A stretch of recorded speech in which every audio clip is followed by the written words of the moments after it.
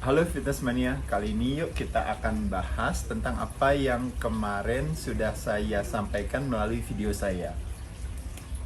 Full versus partial range of motion. Kita berbicara dalam hal kalau kita melakukan aktivitas latihan beban. Ingat ya sekali lagi teman-teman sekalian, latihan beban adalah salah satu jenis aktivitas olahraga yang bisa membakar gula paling efektif dalam waktu yang paling singkat.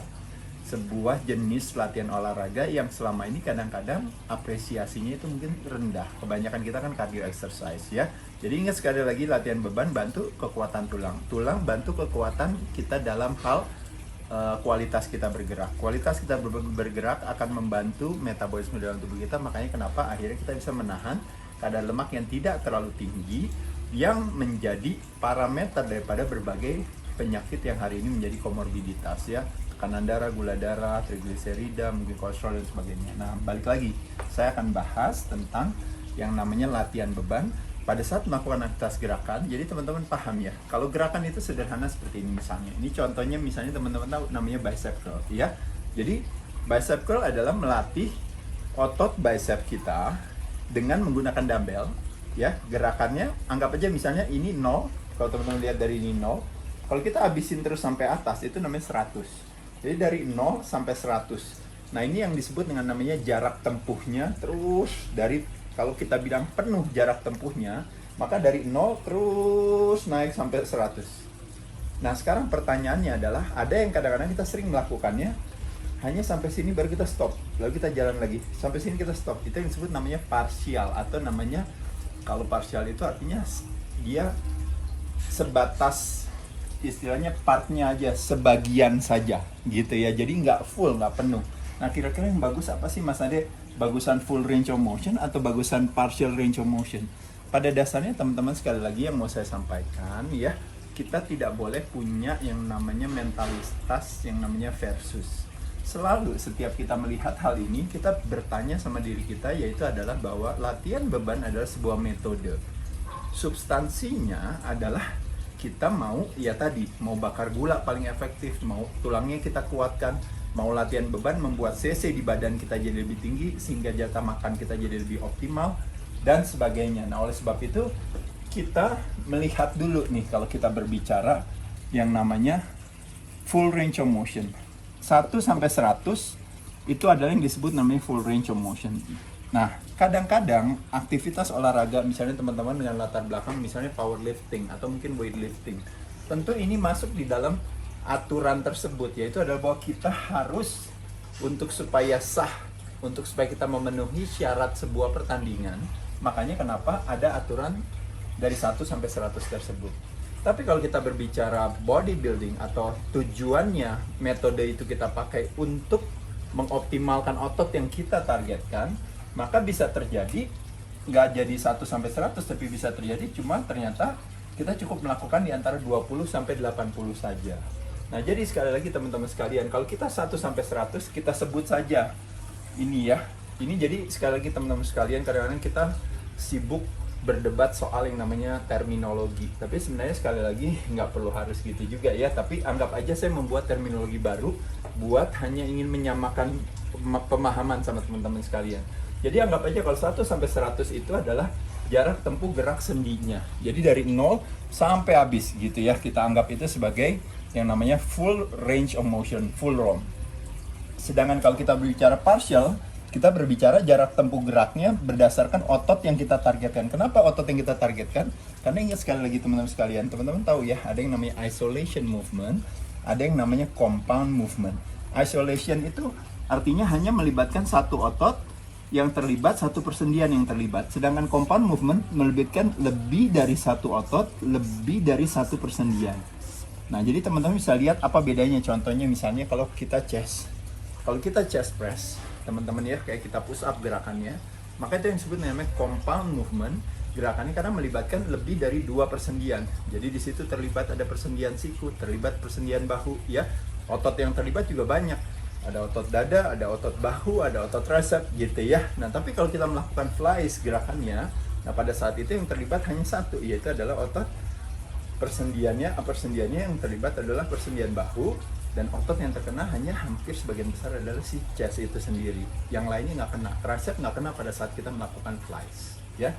Nah, oleh sebab itu sekarang pertanyaannya adalah bagaimana kalau kita terapkan si full range atau partial range ini di dalam situasi isolation atau compound. Kita ambil contoh. Sebagai contoh misalnya kita melakukan yang tricep dumbbell kickbacks.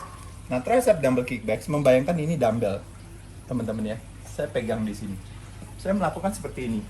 Nah, kalau saya melakukan seperti ini, teman-teman, ini namanya kickback. Jadi seperti kayak kita kickback sama kaki, tapi kita kickback sama tangan. Kalau kita bilang full range of motion dengan posisi seperti ini, berarti full range dari ini 0, terus sampai atas itu berarti 100. Nah, artinya terjadi, teman-teman di sini, yaitu adalah jarak tempuh gerak sendinya ini optimal. Dari sini, terus naik sampai sini. Tapi kenapa kita melakukan stop di sini, baru kita naikkan lagi? Stop di sini, terus kita naikkan lagi. Berarti jarak tempuhnya kan nggak penuh dong. Jarak tempuhnya partial. Tapi otot yang kita targetkan terkena dengan optimal. Sedangkan ketika kita jarak tempuhnya kita habisin dari sini, apa yang kita lakukan dari posisi ini ke sini? Kita menggunakan yang namanya si forearms tadi dalam hal ini, yaitu adalah si yang namanya si flexor untuk diangkat di sini. Baru nanti kita turunin lagi ke sana. Nah, jadi dari jarak sini ke sini kebermanfaatan terhadap tricepnya nggak ada. Tapi kalau kita aturan dalam sebuah peraturan full range of motion, kita harus dari atas dong sampai bawah. Dan uniknya kecenderungan itu terjadi adalah ketika kita melakukan hal tersebut, teman-teman sekalian, apa yang terjadi? Kita memakai bantuan si dari angkat dari atas sampai sini itu sebagai satu kayak semacam ancang-ancang, menggunakan momentum, menggunakan leverage untuk akhirnya waktu kita ngangkat, akhirnya dengan ayunan tersebut otomatis angkatannya menjadi lebih ringan. Stres yang diterima oleh otot yang kita targetkan menjadi lebih sedikit. Nah, pada saat itulah akhirnya full range of motion bisa memprevent yang namanya gains itu sendiri. Nah, ini kan sesuatu yang unik kan, nanti teman-teman protes lagi sama saya. Kedua, contohnya misalnya, waktu kita melakukan aktivitas yang namanya shoulder press. Kita turun sampai bawah, kita tarik terus sampai atas. Ini yang namanya full range of motion. 0 sampai 100. Tapi uniknya waktu kita melakukan full range, kita melakukan shoulder press, kita sebenarnya cukup kita diem dari sini, lalu kita dorong ke sini. Kita lepas lagi. Dorong di sini, kita lepas lagi. Membayangkan, ingat sekali lagi, ada tembok di depan kita tahan. Dan membayangkan di kepala kita adalah kita bukannya meninju tangan kita ke atas, tapi membayangkan adalah menjauhkan siku dari badan. Kita jauhkan siku dari badan, kita tahan. Di sini teman-teman bisa lihat posisinya bisa 30 hanya sampai 75% atau bahkan sampai 80% aja. Pada saat itulah kita berfokus kepada otot yang disebut yang namanya posterior deltoids yang kita targetkan. Tapi teman-teman maunya harus full range of motion, abisin sampai atas, sampai bawah. Nah, pada saat itu teman-teman akan melibatkan otot-otot yang lain. Yuk kita bahas kebaikan atau kekurangan. Teman-teman jangan langsung loncat ke dalam satu konklusi bahwa seolah-olah bahwa saya bilang saya anti full range of motion ya. Tapi kita balik lagi, teman-teman, kita lihat di sini. Yuk sama-sama. Scapula engagement atau tulang belikat kita di engage. Waktu kita melakukan kita engagement. Nah, ketika kita engage, baru kita dorong. Begitu engage, kita tidak terjadi engagement, ketika si scapula tulang belikatnya itu lepas, otomatis dari posisi ini ke sini kita akan menggunakan otomatis otot lain yang terlibat. Lalu tangan terlibat, baru setelah itu baru backnya. Jadi pertama traps, habis itu tangan, baru habis itu si otot backnya. Ini contohnya paling gampang, teman-teman, kita lihat di sini. Kalau kita lakukan aktivitas pulling, melatih otot back, maka kita lihat secara otot yang terlibat itu ada dua. Satu yang namanya yang utama primary, yang kedua namanya secondary, yang kedua. Otot yang kedua yang terlibat. Kalau kita latihan back pulling, misalnya lat pull down sebagai contoh, teman-teman bisa lihat di sini. Fokusnya kita kan adalah mau kenanya di punggung. Punggung itu bisa berarti rhomboidsnya, bisa berarti latissimus dorsinya ya. Nah, tapi teman-teman, kalau kita melakukan full range of motion, kita melibatkan banyak otot-otot yang lainnya. Ada otot bicep, ada otot forearms, dan juga ada otot traps. Nah, di sini yang saya mau katakan di sini sekali lagi teman-teman, Kalau teman-teman hanya mau berfokus kepada punggungnya, teman-teman bisa melakukan yang namanya partial reps itu tadi di sekitar 20 sampai 80 lah. Teman-teman bisa 25 ke 75 dan sebagainya. Tapi kalau teman-teman mau full range of motion, teman-teman dapetin ini juga. Bagus gak? Bagus juga, nggak ada masalah. Tergantung apa? Tergantung destinasinya. Tujuan teman-teman. Kalau tujuannya adalah untuk functional, contoh teman-teman misalnya wrestler, atau teman-teman fighter, atau teman-teman misalnya ingin melakukan satu gerakan yang memang berkeinginan untuk menarik orang untuk supaya jatuh, atau ada keinginan juga prasyarat daripada sebuah olahraga yang menuntut teman-teman untuk punya range of motion gerakannya yang optimal. Dengan teman-teman latihan menggunakan full range of motion, maka teman-teman mendapatkan benefit daripada latihan tersebut.